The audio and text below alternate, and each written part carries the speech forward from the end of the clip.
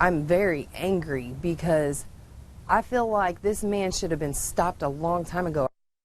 Tonight, 13 Investigates uncovers a disturbing discovery. A Kansas man with no medical license is doing business here in Indiana. His company is performing autopsies with no credentials. And all of this is coming to light as another state works to shut down his makeshift morgue. And now, for the very first time, an Indiana family is sharing their shocking story with our own 13 investigator, Sandra Chapman. Take a look inside, but a warning. The plastic containers holding what appears to be human organs and tissue might be disturbing. So this is the autopsy suite.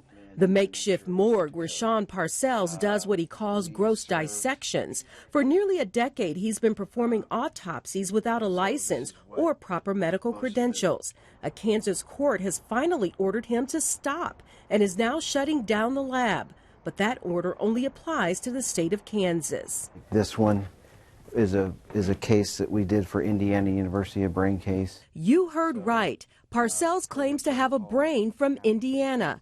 13 Investigates has learned the IU School of Medicine contracted with Parcells' company.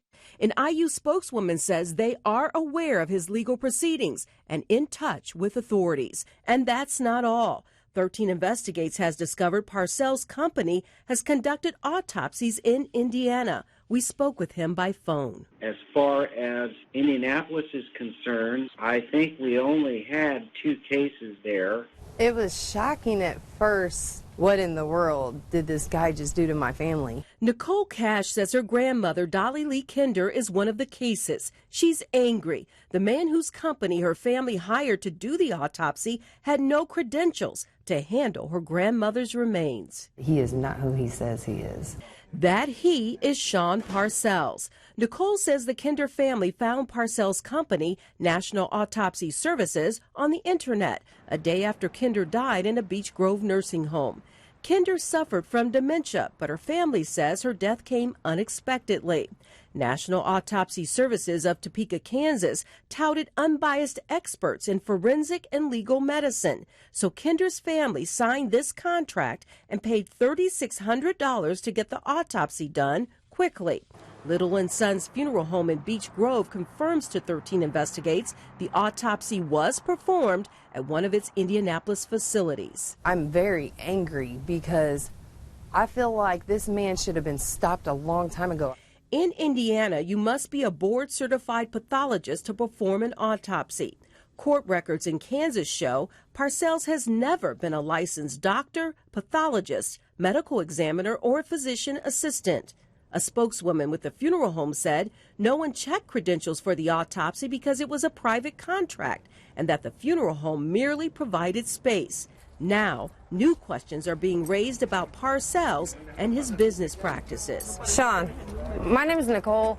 You did an autopsy on my grandmother, Dolly Kinder, in Indianapolis. Starting with this face-to-face confrontation outside a Kansas courthouse. We have to have my grandmother's casket opened up because we don't even know if you just scammed us for the money or if you actually performed an autopsy on my grandmother. What do you have to say right now? An autopsy was done. There was no scam. But Parcells told 13 Investigates there was no autopsy of Dolly Kinder. He claims he hired a third party to remove only tissue and portions of her brain, but admits the person who did the work is not licensed either. Is a licensed pathologist or licensed to be doing this?